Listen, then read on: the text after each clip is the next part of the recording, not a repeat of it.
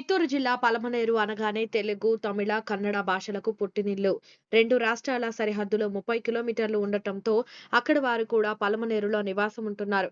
వ్యాపార నిమిత్తం కూడా రోజు వందల సంఖ్యలో జనాలు వస్తూ ఉంటారు. ఇదంతా ఎందుకు అనుకుంటున్నారా? ఇక అసలు విషయానికి వస్తే ఆదివారం వస్తే చాలు నాన్ వెజ్ ప్రియులు చికెన్, మటన్ అంటూ పరుగులు పెడతారు. రూపాయి ఎక్కువైనా సరే మటన్ తెచ్చుకొని చక్కగా లాగించేస్తారు. వీకెండ్‌లోనే కాదు అప్పుడప్పుడు వారం మధ్యలో కూడా కొందరికి ముక్కలేనిదే ముద్ద దిగదు. అందుకే మార్కెట్‌కు వెళ్లి దొరికిన చోట మటన్ తెచ్చుకొని వండుకుంటూ ఉంటారు. ప్రస్తుతం ఈ మటన్‌కు ఎంత డిమాండ్ ఉందో ప్రత్యేకంగా చెప్పాల్సిన పని లేదు.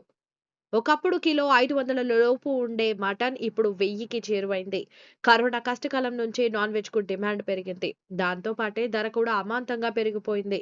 మాంసం ఎక్కువగా తింటే శరీరానికి కావలసిన ప్రోటీన్స్ అందడంతో పాటుగా రోగ నిరోధక శక్తి పెరుగుతుందని తెలియటంతో జనాలు ఎగబడుతున్నారు.